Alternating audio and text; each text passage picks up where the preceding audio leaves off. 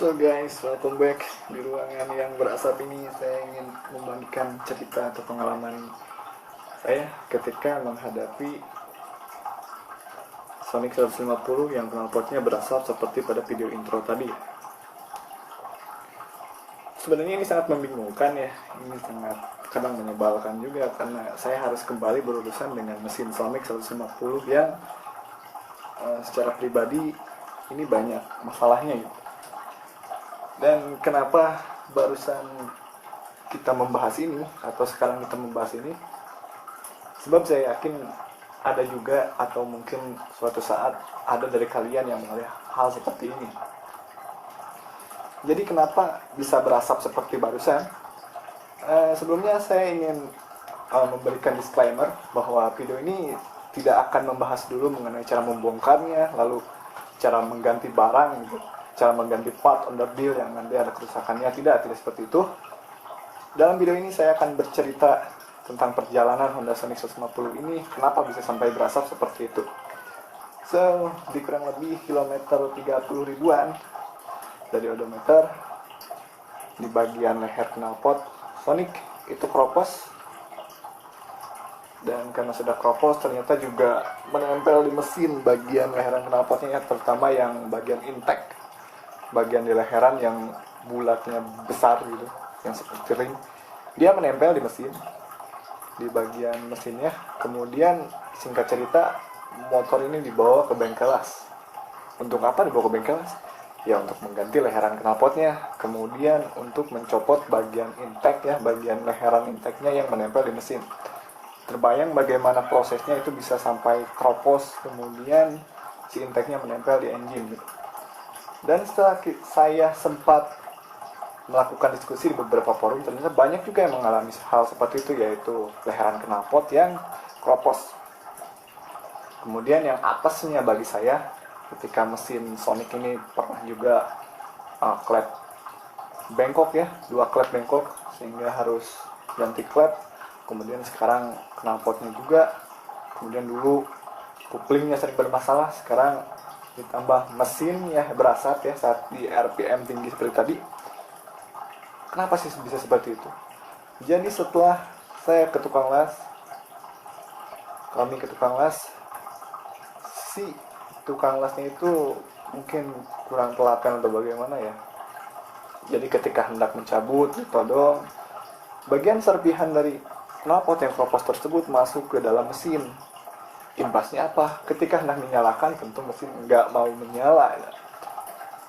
Nggak cerita, bayarlah itu kita ke tukang las ya, walaupun pengerjaannya nggak bener gitu, malah membuat Sonic nggak bisa menyala. Dan kekhawatiran kita pun ataupun saya khawatir ternyata benar.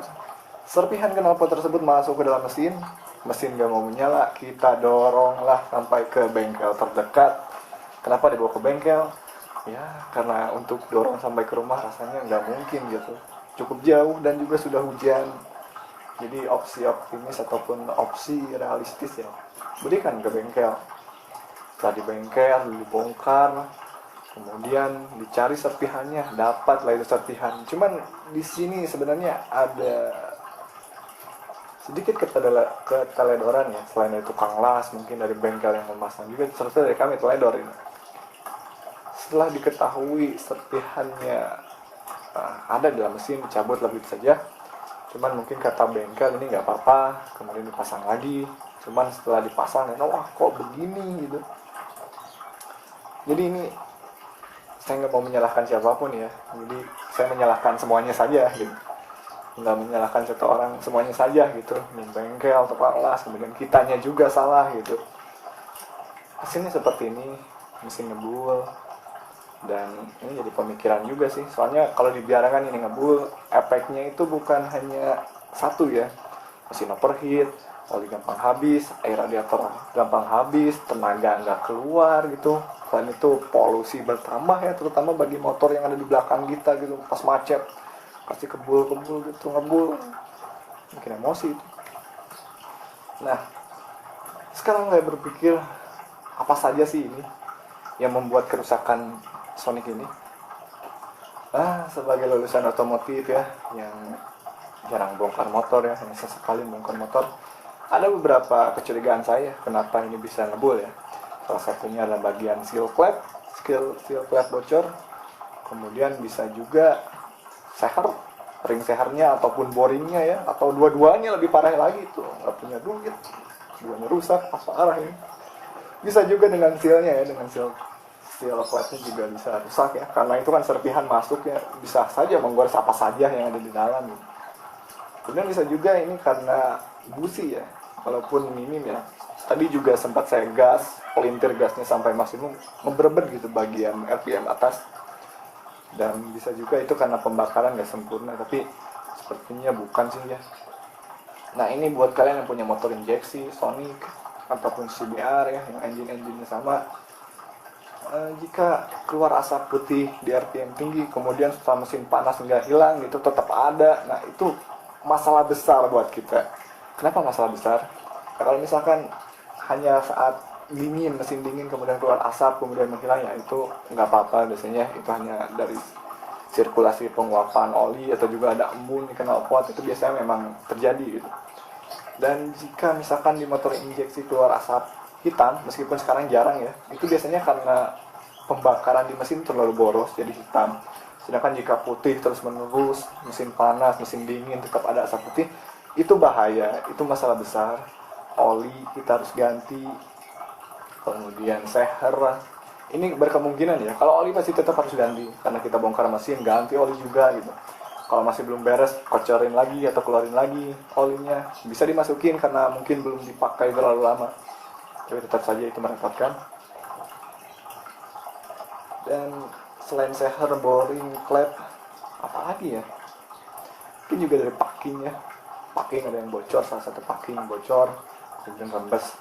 Intinya jika ini terjadi, Sonic 150 asap ngebul terus-terusan dari knalpot, biasanya oli yang terbakar, masuk ke ruang bakar. Imbasnya oli cepat habis gitu. Dan ini saya membuat video ini sambil bingung juga ini, mau gimana ke depannya. Karena jujur untuk bongkar mesin Sonic ya, lumayan ribet ya. Selain karena engine-nya salah satu engine terbarukan ya, DOHC. Posisi engine-nya juga nggak menyenangkan untuk dibongkar. Kita harus banyak melepas part ya.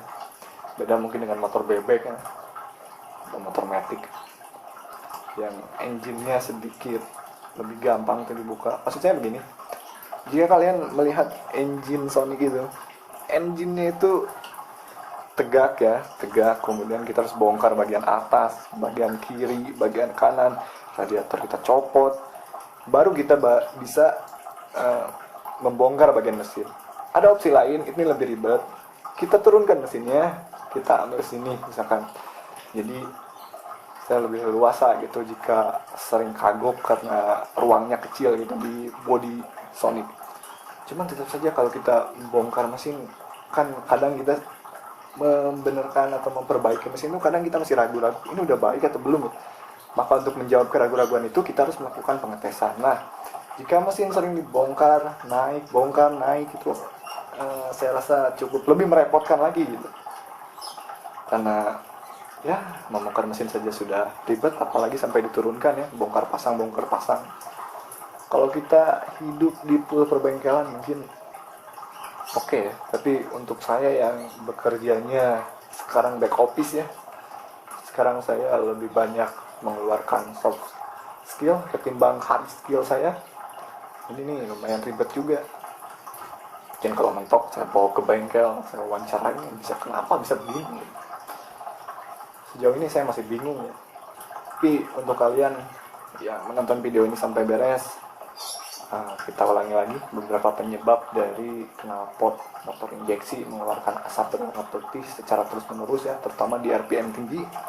Itu biasanya karena ring seher, kemudian seher itu piston ya, torak, kemudian boring ya, dinding silinder, kemudian bisa juga seal flap, packing yang bocor, kemudian busi juga, busi ini sudah nggak baik, jadi dia membakarnya nggak sempurna. Tapi kalau busi sepertinya jarang ya, gara-gara busi jadi asap putih. Biasanya kalau busi itu busi kurang baik, biasanya yang keluar itu asap hitam ya, jadi pembakarannya nggak sempurna. jadi dihitung terlalu boros karena apinya kecil dari busi. Itu kalau asapnya hitam bisa dari, biasanya kalau di mesin karbu ya, bisa dari karbu, pengapian, busi. Tapi kalau injeksi rasanya jarang, walaupun tidak menutup kemungkinan ya. So, video ini mungkin nanti akan kita lanjutkan ya, jika saya sudah membongkar mesin ini. Dan untuk sementara waktu nggak akan saya bongkar dulu. See you next time. Thanks for watching.